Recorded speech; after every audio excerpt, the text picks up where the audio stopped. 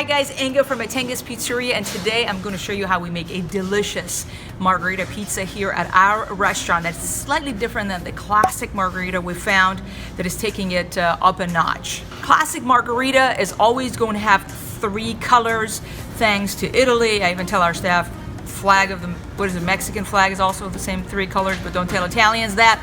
But anyway, so there's the 3 colors, always white, red, as well as green. And yes, I have a lot of flour in my hand. I've been working. So it's going to be always the cheese mozzarella contributes to whiteness, and the green comes from beautiful fresh basils as well as tomato. This tastes divine. It's a very simple pizza to make at home. It's classic, and you have got to make it and try it at Mattenga's. So to make this margherita pizza, of course, we're gonna start with the dough, and here at Mattenga's Pizzeria, obviously we have the best dough. However, if you do not have access and don't to a good dough, or you don't live near San Antonio area, so you should really call your local pizza shop and see how you can purchase a dough ball. Usually, and again, around like a 14-inch or 16-inch, their large dough ball would be less than $2. So it will save you hours, and it's professionally done. It's been risen for days. There's a pizzeria you have in town, be sure to call them to get a good dough. So we're gonna lightly flour our surface, and we're gonna stretch our dough. Very simply, just carefully handle it. Do not fold the dough if you purchase it from a restaurant.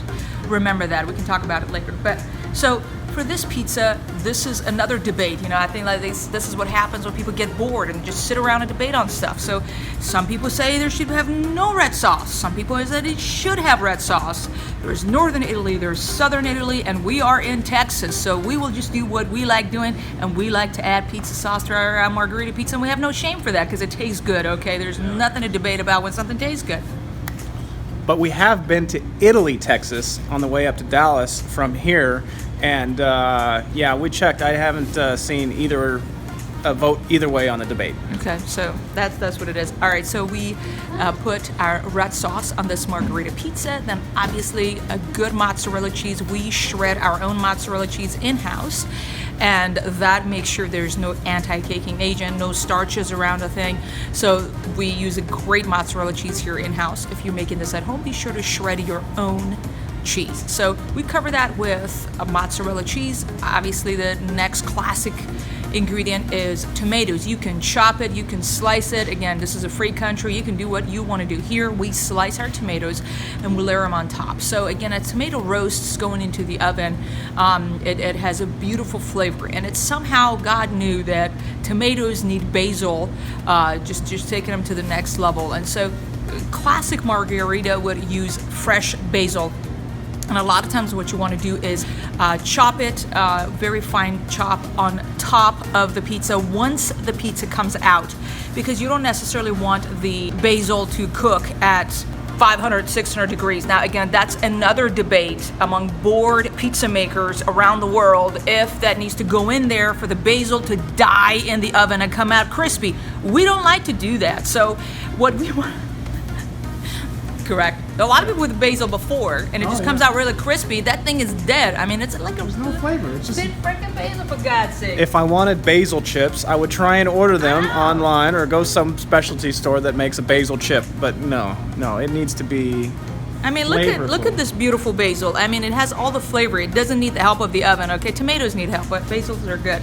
So here's what we do at our restaurant. We actually, in order to get the basil to go through the oven, we have found that it's best for us to make basil oil, and we make fresh basil oil in-house, and you can make it yourself as well if you would like. If not, just put the fresh basil on top. Again, chopping it so you can kind of distribute. Put it on after the oven.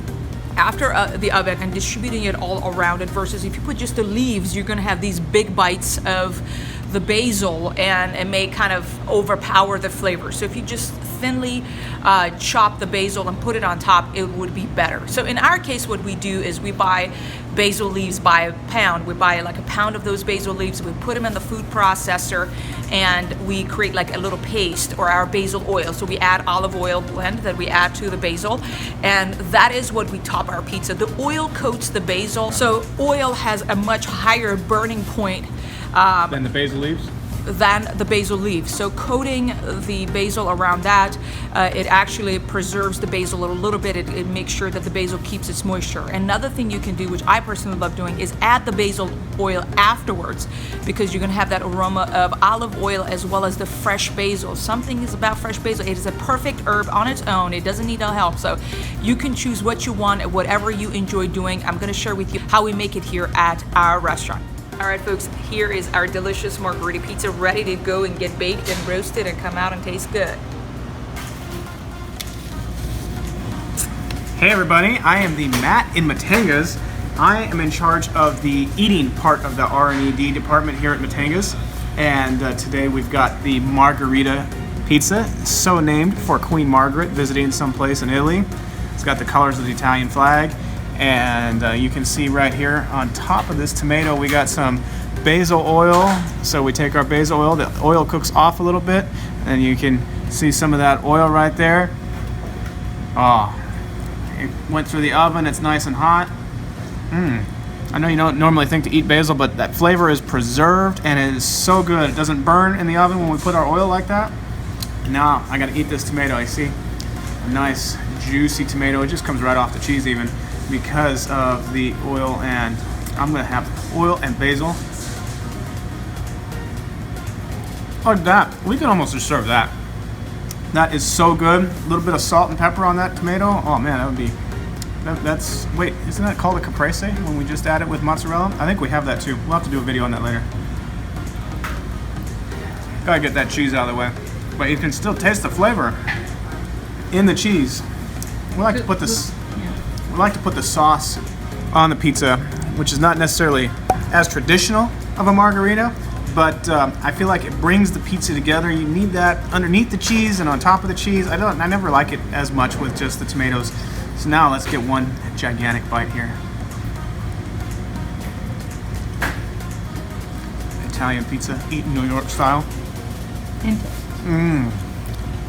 In Texas, our Texas style basil. That's what we're calling it. Branding purposes right there. All right, so you got that oil, got that basil flavor in there with the oregano and the tomato. It just blends so well. The cheese on top, our crust is just, it just comes apart like this. Oh, look at that, look at that, look at that. You see that? Oh, 2-day rise dough right there. It is a beautiful thing.